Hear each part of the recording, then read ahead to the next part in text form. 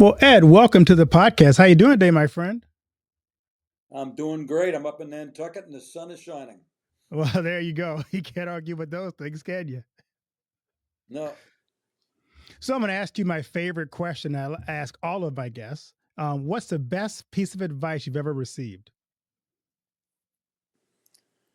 best piece of advice I ever received, anything is possible. Oh, I love that. And who told you that? You remember? I told myself, I told Oh, myself that after I wrote my book. No, I think early on there was a when I was in the last orphanage in Yonkers, New York, the headmaster or the head of the orphanage told me that. He said, anything is possible. And I didn't think about it at that time. I didn't really print it or anything. And later on in life, it started to come home to me. And that's one of the messages I give all my young people is that basically in America, anything is possible. And I'm living proof of that. yeah. I'm looking forward to getting into your stories. You can share that with the audience because it's a fascinating journey that God took you on. So, He did. He decided he'd take me on a very a circuitous path. That's for sure. exactly. So I'm curious, Ed, who are some people in your life you think back who served as mentors for you? If you want to kind of give them a Well, you shout out, have to here's a go good back. I chance to mean, do that. everybody has to focus on their parents, and I had essentially had no mother. She supposedly died when I was 3. We can talk about that later on. But my father, obviously, who loved me beyond anything, and the reason he kidnapped me was because he loved me so much, but he didn't realize that I still was a responsibility. And that during my first 15 years, he abandoned me 4 times.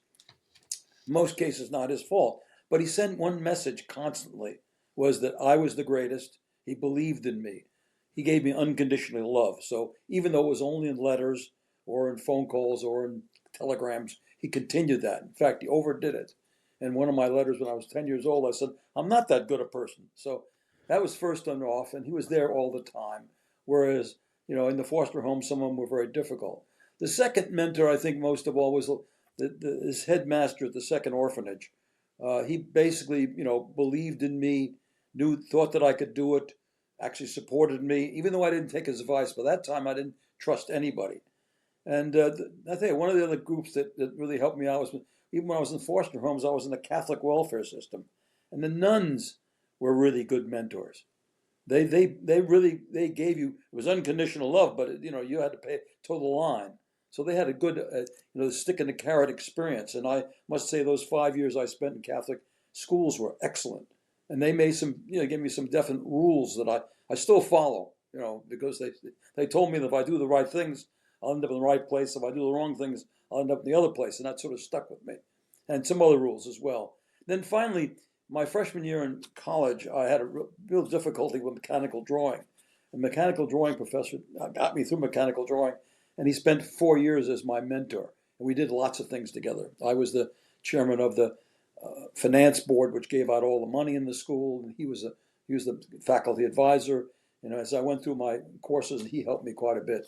But I would say I had mentors all my life, and I believe it's very strongly. Try to find someone who's been there, done that you want to do, and attach yourself to them if you can. No, that's good advice. I've had mentors too, and they have been such a blessing to me.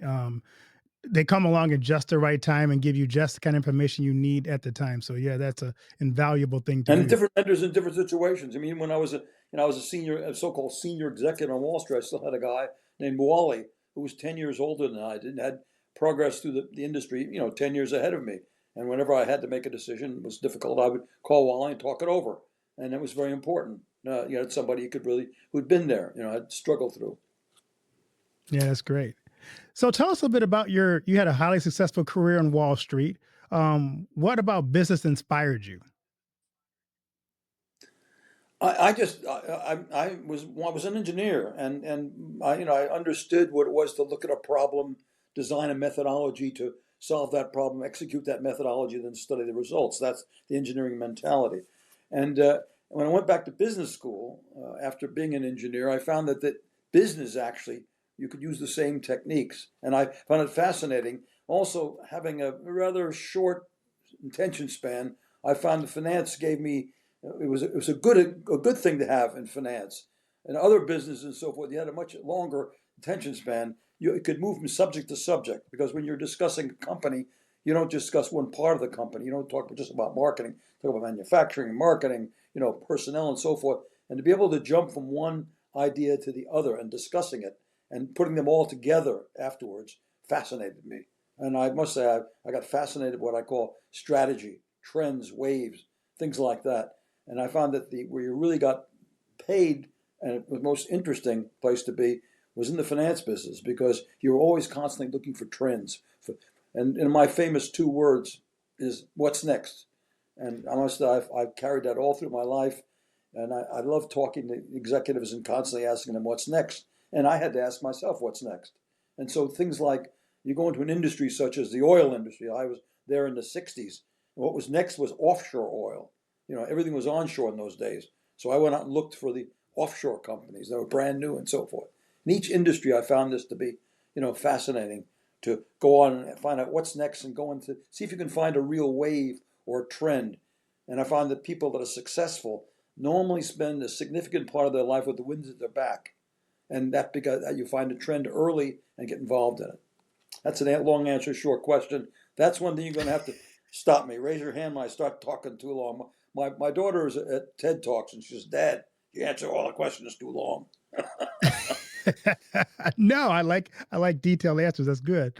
Um, I was in computer science, so I was studying computer analytics, and so I love studying, like you talk about organizations and figuring out, like you too, what's the next thing? Because if you're stuck in that place where you're always kind of reacting versus being proactive, you're always going to find yourself behind. So I appreciate that, your perspective on business. Well, it's just that I think what you said, and computer science just continues to change. You have to Yes. keep up with that, because that started, with a very, very sort of minimal experience, and now it's, they're breaking computer science into parts now. AI over here, computer science over there, and so on. So that's what's next, and that's very important. In fact, I'm involved at the university, and we're actually I've been pushing, and she's doing it. The dean is going to have a course on this, for not just for computer sciences, but for everybody, because it's changing the world, and I think that's very important. It But definitely that is is. what's next. Yeah, definitely. So tell us about your father kidnapped you at the age of 3 and told you your mother was dead, and then he abandoned you. How did you, in the middle of all of that, stay positive, build resilience, and forward thinking through all of that? It's a question that a lot of people have asked me, and I come back to this unfortunate, situation where little kids, I was 5 years old, they have no choice. And you basically have no choice. You just make the best of it, and you do the best job you can. And they're almost by natural, develop a natural resistance. You develop a natural resilience. You develop a natural adaptability. You develop a natural perseverance after you go through a couple of these things. The first foster home was awful, and they were abusive. They were cold. They were in it just for the money. They argued with my father. They treated me badly. But that was good. In a sense, looking back, when I tell people about these experiences, these disadvantages became advantages. In fact, one of the problems with a lot of the young people today is they haven't had a difficult experience. So they don't know how to overcome it. And therefore they get anxieties. But, by the time I got to be 17, 18 years old, I could overcome almost any difficult circumstance. I mean, I went to college in my black leather jacket and got rejected by all the fraternities. But, the room was nicer than the orphanage. The food was better. And so what the hell? I'd come through difficult times before, and I'm going to do it again. You develop because of that. And I say children have in their system a natural tendency toward resilience. They can sort of make things happen, or they can also, they can leave the situation. They still have their imaginations, and that's very important. But in my case, I just persevered, and after a couple of successful experiences with one foster home and then another foster home, I got used to doing it. I said, oh, here they come again. I'm going to be adaptable. I'm going to bring out that old resilience again. And that little boy, a little person on my shoulder said, gave you a certain self-confidence that you get by accomplishing certain things. And my young people, obviously my children, didn't have difficulties, but I put them into difficult situations like Outward Bound and Knowles and so forth. If you go out on a raft trip or go to Alaska. My grandson went to Alaska for 60 days, 30 days in the rain. Best thing ever for him. So this is the kind of thing that's why I preach this concept of disadvantage. Make your children uncomfortable. Get them out there on their own somehow as early as possible so they have difficulties, overcome them, and gain confidence. Yeah, that is so critical. That does build resilience. If you never have difficult times, then you don't know how to deal with it. I mean, it's so biblical, and we run across it all the time. That's exactly. You come to a situation in your work where you come to a question where there's a moral question or it's kind of borderline and you've never dealt with it before. It becomes very difficult. And I find that was one of the things I dealt with a lot of my employees. They have never really dealt with impossible situations or impossible people. One of the things you have to learn about is that everybody's a package, and some of the packages are not so good. That's right. They're not wrapped too tight, right? I love that. So tell us about your memoir, On the Road Less Travel. What made you write that? Well, I was embarrassed and ashamed of my background. So when I arrived at the University of Rochester at 18 years old, I basically buried it. No one know.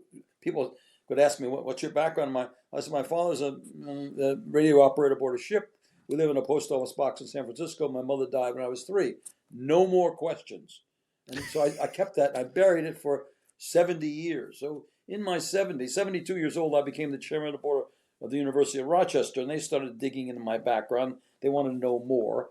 Simultaneously, my kids and even my wife said, "We don't know the whole story.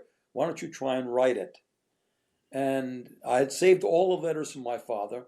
And when he died, he had a suitcase full of all of my letters. So we had a good chunk of history spread out over the kitchen table. And I started in writing it. And I first admit I did have extreme difficulty in writing my childhood. In fact, the first draft of my childhood was written by my daughter. She's a writer. And I just couldn't write it because it kept welling up, and it was difficult. Now I can talk about it after a couple of years, but I couldn't talk about it. But as I started to write it, I found that I was learning things about myself. I was learning why I made certain kinds of decisions. And I sent the first galleys out to people, and they said, "No, this is something you can take public." I was just going to do it for my family. They said, "No, this is inspirational. This is going to tell people how maybe they can get over a few of the bumps early in their life." But I found writing and understanding what I was doing all during this period, and especially the junctions and the pivots that I made in my life, I started to understand them better. So it became quite interesting to me. I also found that writing was a great experience. Taking an idea that you want to communicate and then put it on paper and see whether the reader gets that idea.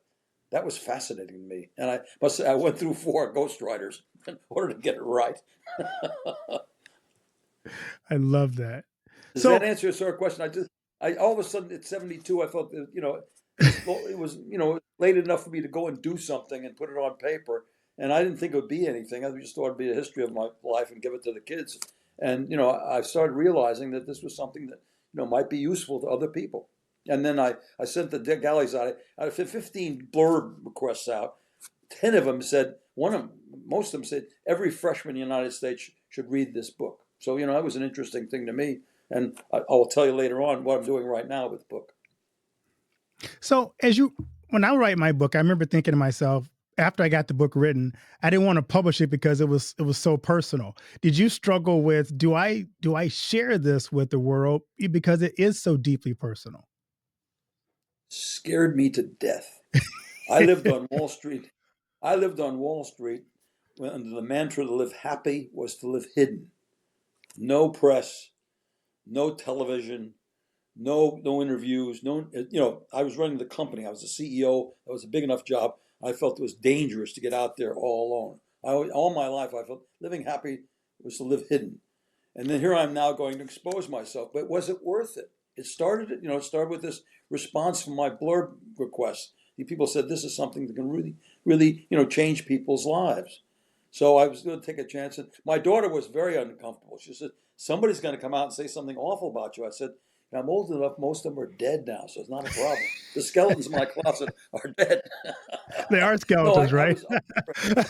was somewhere back there. I may have done something, awful to somebody, and if she or he was still alive, they might bring it up. But so far, knock wood, we haven't had that yet. But and that, of course, once you do it, and someone says to you, and my daughter read your book, and now she's a freshman at the university because of that. That starts to that gives you momentum, and you say that you really are doing something. You are changing lives, and is important. And also, I was at a certain age now that what else am I going to do?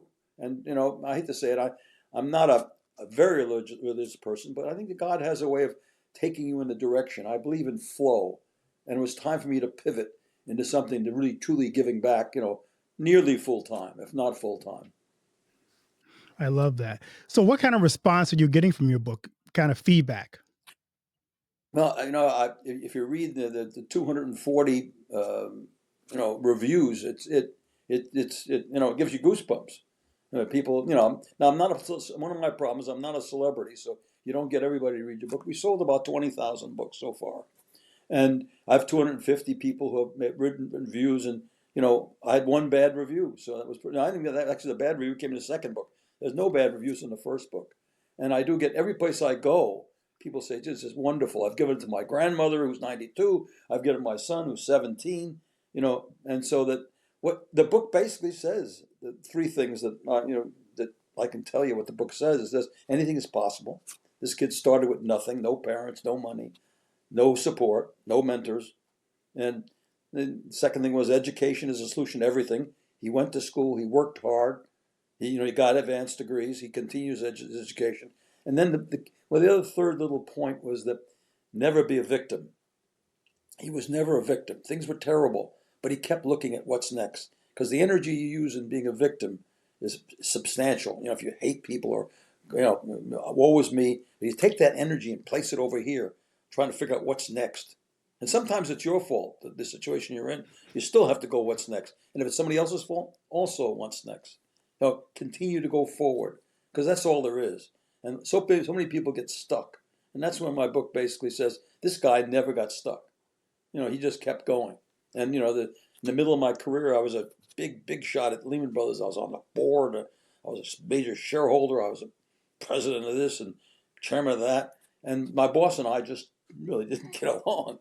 And he forced me, essentially forced me out. No reason at all, no route. It was in the book very clearly. And instead of fighting, which I could, because I was a chairman of outside boards, I just said, what's next? And I found my dream job. So that's why I say, I'm not sure that he's up there pulling the dials on me, but he has directed me, or she's directed me all my life to take the next step. And this seems to me like the next step is writing 2 books, and I'm working on the third right now, of basically trying to help young people, that 17 to 25-year-old, or the transition people, helping them get over a few of the bumps. And I think this is a need today. This is a long answer. I'm developing a course which is now in certain universities. It would basically, universities do a decent job of teaching people how to make a living. They do a poor job of teaching how to make a life. This is what I'm focused on.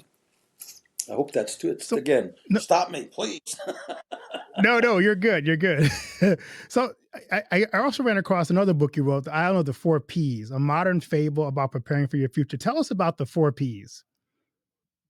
Four P's. See, I want people to. There's only one constant, two constants, not death and taxes, by the way. Taxes you don't start until you're in 20s, and death only happens once. Two constants are change and your inner voice. I want to give your inner voice a very simple vocabulary. All right? And the vocabulary that I came up with, and I came up with it because I used to have these yellow pads that I sat down and figured out where my next decision was, kept coming up with these words. Find your passion.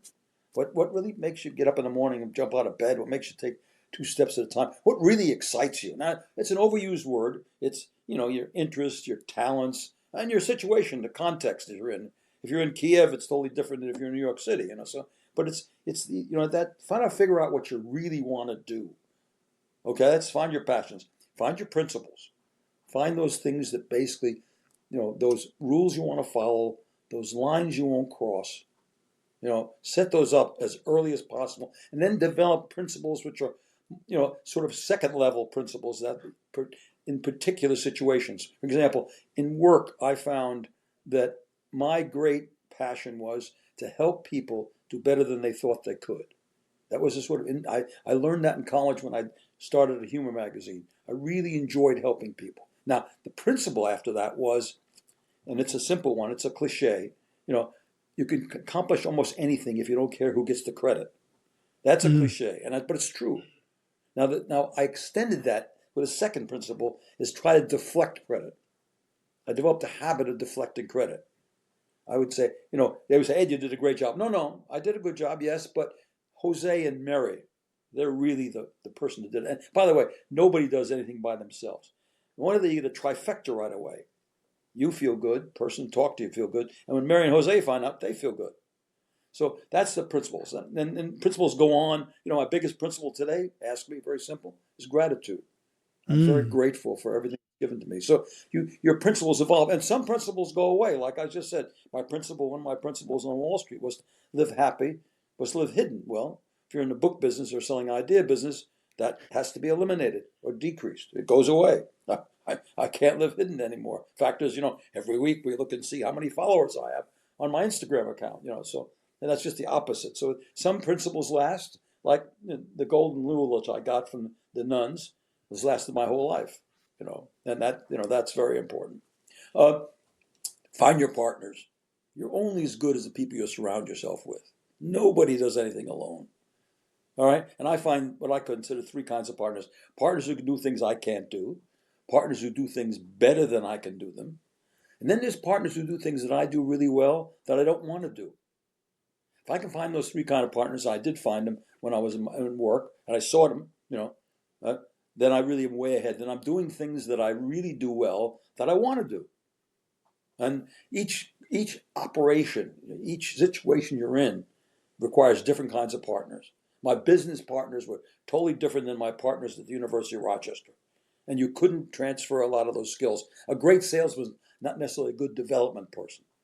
A great administrator in business may not be a great administrator at a university. So each time you have to have different partners. And of course, the most important partner, of course, is P1, which I call is my wife, Barbara. And I recommend to people, the most important decision you make, maybe more than your passion, is find someone who you can support, who will support you, who can share your life with you. Because very few people really are interested in anybody else except themselves. You find someone who's really Very true. interested in you, and you can be interested in them. You got a hell of a team. And we've been married nearly for this one will be 60 years, and she's really interested in me. I mean, she wants to keep me around, and so that's very important. But P1 is the most important. The other person that's important is find a friend. I would go to graduation. I look to your left. Find someone you want to spend the rest of your life with, and cultivate them. Call them once or twice a year.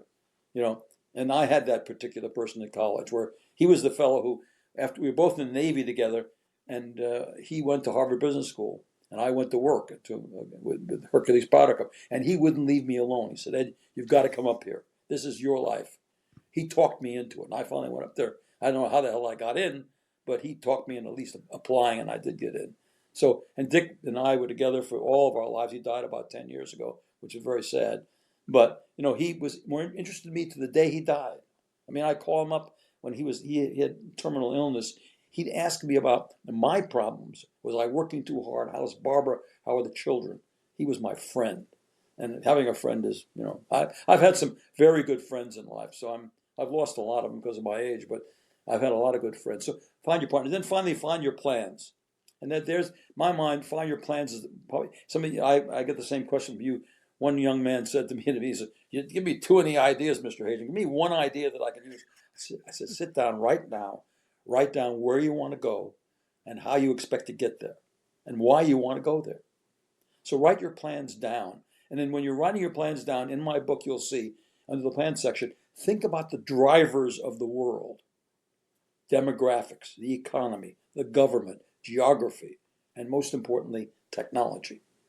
And try to find that wave or that cycle that you can get involved in, because that will make your journey a lot easier. Or if you decide to go into something where the wind is in your face, that's okay, as long as you recognize that the wind is in your face, and therefore it's going to be more difficult. You may not get to where you want to go, but you may want to do that in particular situations. I mean, a friend of mine went to Ethiopia. He's a spinal surgeon. The wind is going to be in his face all his life. Yet the demand for his activity was so great that satisfied him. And he changed lives the last 25 years. He's changed and saved more lives than almost anybody I know, because he's one of the two people that do what he does in almost the whole continent of Africa. His name is Rhodes, and he's in the Mary Teresa clinic in Ethiopia. Now, about me, what did I do? In 1983, I became the chairman, basically the managing partner of a very small brokerage firm. And over a 14-year period, we grew it 20 times. 20 times from 20 million in sales to nearly $500 million, and from 70 employees from 800. And Ed, you did a great job. Yeah, I did do a good job. But the stock market was up 10 times during that period too. So I had the wind at my back. Yes. And I go through all the biographies. That's the same thing. Write those plans down and try to find that niche that sends you, that's pushing you instead of riding your bicycle into the wind. So write your plans down. So it's passions, principles, partners, and plans. And I can give you and I want to put it into what I call the 4 parts of life: self, family, work, and community is my word for giving back. Take those 4 P's and put them into self, put them into family, put them into work, put them into giving back. The self, for example, self is a combination of your genes and your environment. Until you're 17, that's why this book is so interesting. This 4 P's. This young man arrives on an island. You can tell he's about 18 years old. You have no control over your life for the first 16 or 18 years. You have your genes, which you have no control over, and your environment, which you have no control. But you pop into a first job or a university, all of a sudden you ask questions about, who am I? And that's what my course tries to come out. Who am I? What part of me do I want to keep? What part of me do I want to improve? What part of me do I want to eliminate? What are the things I want to add? And that's why I want to do that formally at universities. That's my crusade today, is have a course where a freshman sits down and asks these kinds of questions. Who am I? What do I want for family? What do I want to do for work? And what do I want to give back someday? Again, we can spend a lot of time on each one of these, but those are the 4 words, and I want the inner voice to be able to sort of focus in on those. If you get it too complicated, then it gets a little bit difficult. It makes the decision much more difficult. You keep going back. What are my passions? My passions change. They change. High school. What was it? Baseball, basketball, math, science, and girls. That was my passion. Right. You go to college. What happens? After my freshman year of baseball and basketball, I realized I was not going to be a professional athlete. So I shifted from there to extracurricular activities. Math and science morphed into engineering. It took a little trip toward physics, and I found that wasn't for me. Back into engineering. But your passions change. And now look at my passion. My passion was, when I was in Wall Street, was to build a company. My passion today is totally different. My passion today is really to communicate an idea for a particular segment of the world. This 17 to 25-year-old who's got to make key decisions, and I'm going to try to help him make those decisions by putting forth a formal experience where he ends up with a degree from a university or a school and a life design written in pencil. So you got to erase it. When he comes to the turn of the road, it's not the end of the road. It's just a turn in the road. He's got a plan. He can take his pencil out and make that turn more easily. I'll stop. No, I promise. No, I love that. I am curious though, as you think about your journey and your success and you becoming American dream, what do you see are the challenges that this next generation will face trying to accomplish even some of what you accomplished? I think there's more opportunity today than ever was before. More opportunity, more capability, but it's much more complex. That's why I think very early on in your career, you've got to sort of focus in on what you really want to do. There are a lot of blind alleys in this particular arena as well. You can go into an industry that can be over in 3 years. You can go into an area that can be over in 3 years or 2 years, or even worse than that. You go to a business that's just topping out. So I think that there's got to be much more time spent, early on figuring out what you want to do, and testing. First of all, testing. I tested all through my life. I tested physics, which I looked around after 6 months and I said, boy, I took an advanced physics course. This wasn't for me. My junior year, I get fascinated with large projects, big like dams, and they were building the St. Lawrence Seaway. So I hitchhiked up there and got a job, and I loved it. Pouring cement, on 200-foot structures and so forth was great. Then I looked around and I said, wait a second, these guys got to live in trailers for 10 years. And, St. Lawrence Seaway was a nice place compared to the, jungles of Venezuela or the mountains of Pakistan, where they're building big electrical plants and so forth. So I decided that wasn't for me. I did the same thing in graduate school, I wanted to be an international businessman. So I worked in Belgium, learned French. Next summer, I worked in Central America, learned Spanish. Both it was just too early. In the 60s, it was too early for international business. So today, it's much more complicated, and they got to do much more testing. And I think that's very important. And that's why I think, well, again, you have the ability to, too. You could pump into AI, here are the 6 things that I want. And they come back with a series of possibilities. You got you have a lot more resources than you had before. And I'm worried about the era. I think the era is a little more difficult. One of the things I consider, always historic eras are very important. We could spend a day looking at my father's life. He was born in 1900, all right? By 1914, you had the Spanish flu. 1918, you had the First World War. Then you had a few crazy years where he made a lot of money. Then he lost everything in the 20s with depression. Then the Second World War. The 60s weren't simple. 70s were inflation. So you can have a difficult period of history as well. And if that's the case, then young people are going to have to sort of, cope with that. Because realize in the last 40 years, it's been pretty damn 9/11, which was, somewhat of a situational situation in one part of America. The last 40 years have been unbelievable in so many areas. I mean, medical science, transportation, just about everything. It's been it's silly to use the stock market, but 1983, when I took over the company, the Dow Jones was 1,000. Today it's 45,000. So think about that. Or real estate. Real estate in the world has gone absolutely crazy. I mean, I bought my first house for $60,000. Exactly. I could talk Does to you all that day, Ed, answer? but I am I hope that more than answers your question. I'm sure I overdid it no, again. it did. No, you're good. I love to ask my guests this question. As you think about all that you've done, what do you want your legacy to be? That I tried to help people do better than they thought they could. It's a very simple legacy. I'm very lucky. I have a number of legacies already. Of course, the most important legacy is being married for 60 years and having 3 children and 8 grandchildren. And that's a legacy by itself. But at the University of Rochester, I was the chairman of the board of trustees, and they were nice enough to name a engineering school after me, and that's a legacy. In fact, these kids who graduate from my school now have to learn how to pronounce my name correctly, which is really important. And I have a legacy. I have a legacy in business because I did. I started a company, grew it very well, sold it, bought it back, sold it again. So anybody who was partners with me did very well during that period. My final legacy is the golf club. I came to Nantucket. They rejected me at the local golf club, so I built my own club. And I found the land. I found the guy to bring him in. We put it together.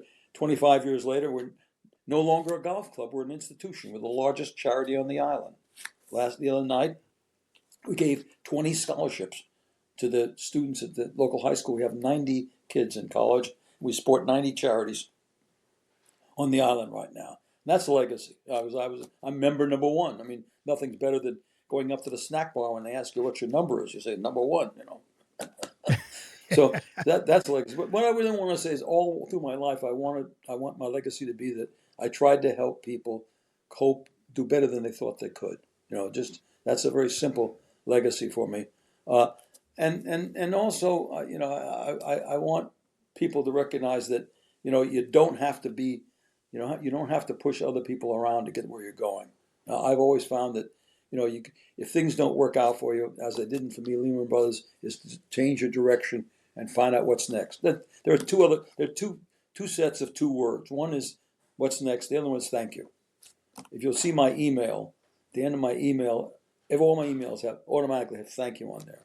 And that's really very important to me. So that's my legacy. And it's simple. It's just, maybe couple those two together, helping people do the.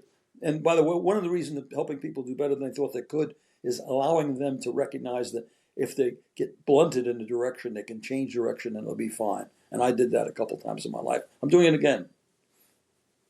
That's awesome. Where can people find your book, On the Road Less Travel, and your new book that's coming out, The Island of the Four Ps? You just pump in. What's nice about having a crazy name like mine, if you just go to Amazon and put in Ed Hajim, you get the two books. So there's some There you benefit go. to that. You also not only we're a couple of the book companies have it as well. You can go to my website to www.edhajim, and there's enough stuff on there, they don't have to read the book, so it's a bad deal. But there, you can also buy the book on my website as well. And by the way, both books are audible. And the second book, Oh, The Island of the Four Ps, has 6 voices in it. The gal did first time she's ever done that, and it's really fun. She has 6 voices, and it goes very quickly.